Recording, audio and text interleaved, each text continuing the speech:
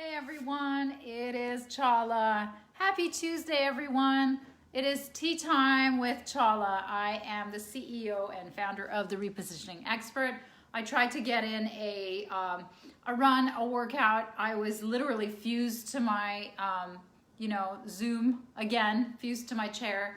Today was an amazing but crazy day. And the gyms are closed, so I haven't been able to go work out. I tried, as you can see, my workout gear, crazy. I tried at home, and then I had to jump on a call, and now I'm doing this, so welcome, everyone. Today, we're gonna talk about passing the CEO clown test. Now, what on earth am I talking about? Let me just take a sip. It's always so hot, hold on. At least I didn't spill it, right? Last time I had to spill it. Still too hot, okay. I'm just gonna put it down. So, what is passing the CEO clown test? It's literally asking the message. So, hold on, I'm on the wrong page, hold on. So, it's literally asking the question, if a clown were to ask to see a CEO, what would happen? And what would happen is that nothing, because he wouldn't be allowed to meet with the CEO. The CEO would reject him. So, that's what I want you guys to ask yourselves. If I were to ask for a meeting with a CEO, what would happen? And I'm not suggesting that you're a clown, but what I am suggesting is you may need some credibility. You may need to build some credibility. You may need to build some status. And here's how you're gonna do it. And this is part of my training that I've done called Powerless Selling. And this is a training that I give to clients who don't feel equipped to be able to reach out to, let's say, so for example, one of my clients is reaching out to elite professional athletes, okay? And she doesn't have a big network of them. But what she's doing is she's using the tactics that I've taught in that training, which we went over today. So I thought this portion was a good piece of information that I could give you on my live tonight. So that the training is called Powerless Selling. The other group of people that I do it for are young sales reps for clients who have just recruited new talent. And then it could also be for if you have a sales force that is not just young, but is also less senior than the title that they're seeking out to connect with. So if they're selling to CEOs, if they're selling to the C-suite, directors, VPs, whatever it is, and they don't feel like they have enough clout, which is called powerless selling. And in a lot of cases, I've had to train people to do that because what they're doing is, one, they don't know how to get into with the CEO, and two, they don't know the language to speak to the CEO.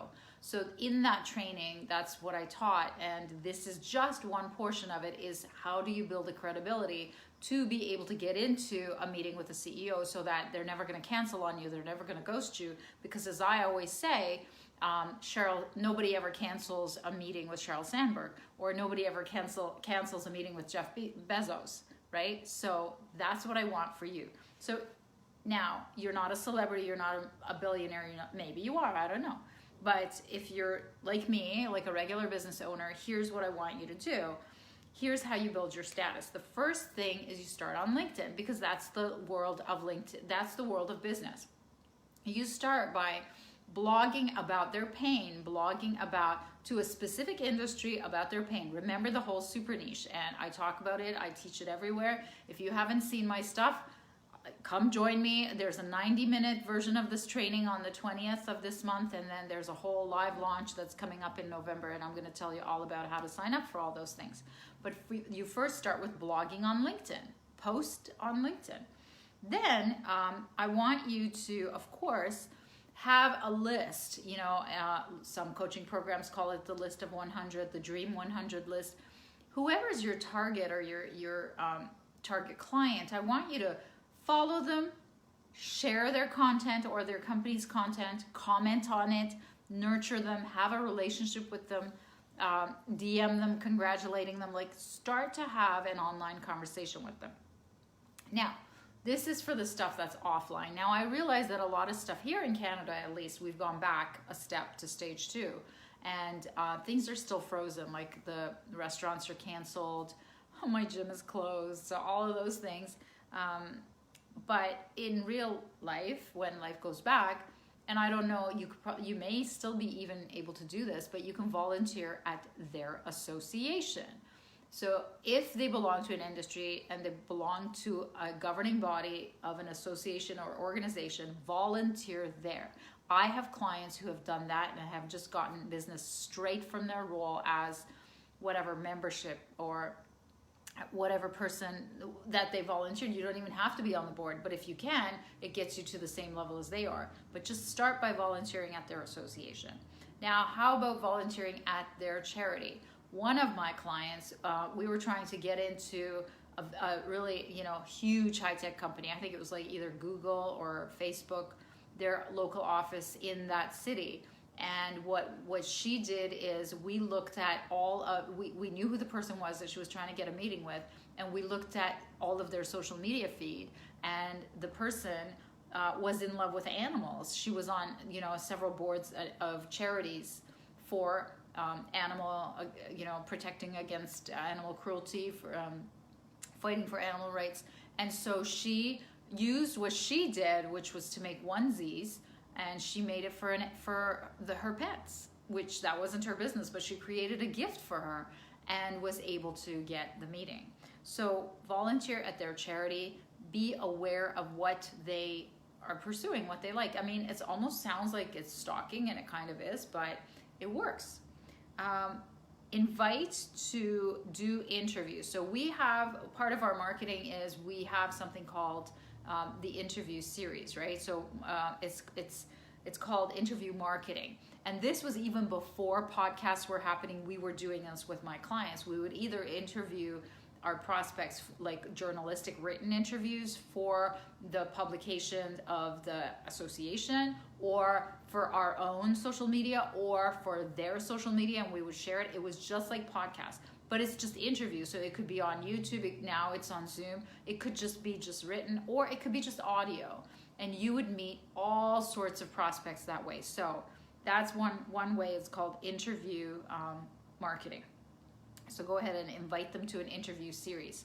So the next is you can invite them to and become a host at executive roundtables. So important people meet in small rooms. So the executive roundtable would be about a very specific topic of pain for that industry and for that executive, where other executives in that same industry, if they're not extremely protectionist, so there's, for example, financial services, they will not meet with each other.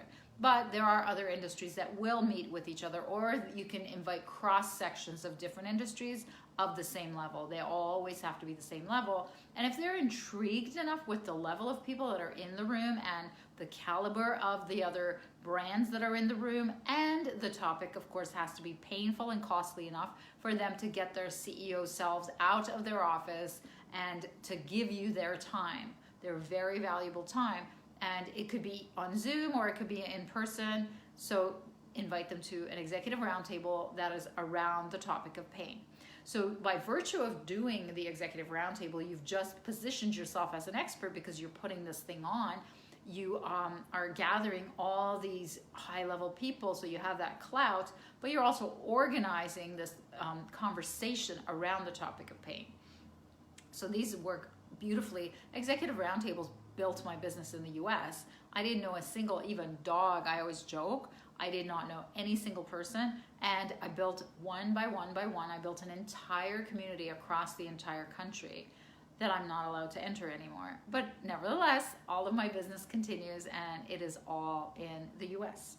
All right, so invite them to, I used to do a lot of local media appearances prior to COVID, and in fact, I had to cancel a scheduled appearance on TV in Nashville.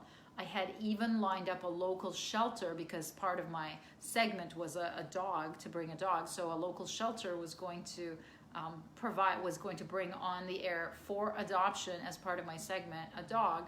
And that never happened. So one of the things that you could do is to literally invite them to the taping, because some people are just awestruck, no matter what level they are, to be invited to the back, scenes of the studio and to become part of the audience or to become part of the taping or part of the experience. You can invite them there, or just simply invite them to watch it, right? It doesn't matter if it's relevant or irrelevant. What matters is that you are on TV in their local city, on their local station that they've watched and listened to and grown up with or are surrounded with, because TV is power. It's a super media, and you need to use it if you are able to invite the CEO, at least to let them know that you're going to be on it and that it's today and that they're going to watch you.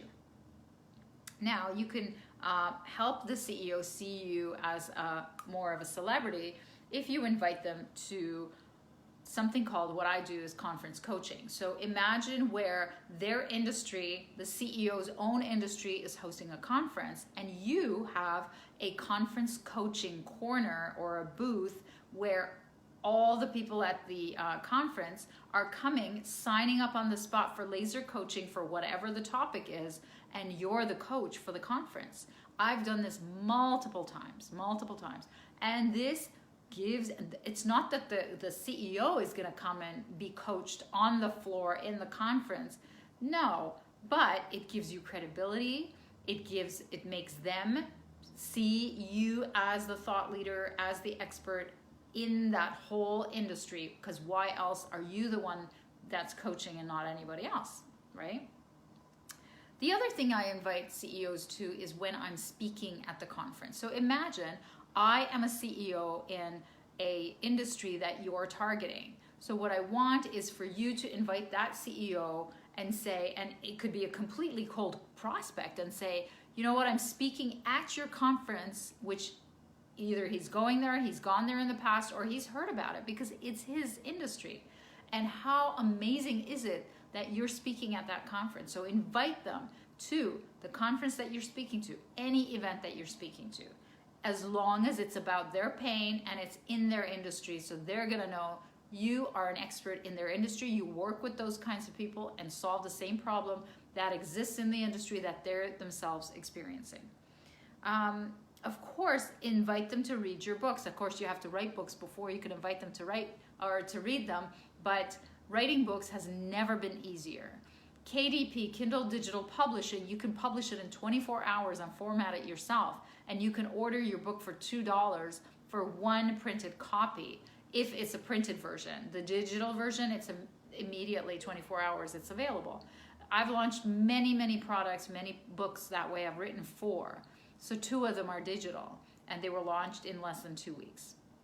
Writing a book has never been easier, and you can compile all of the blogs that you do weekly and put them into the key is that it has to be about the pain of your audience, right? And that's what positions you. My Gentle Marketing book, I give it away all the time as my go-to gift when I'm a podcast guest.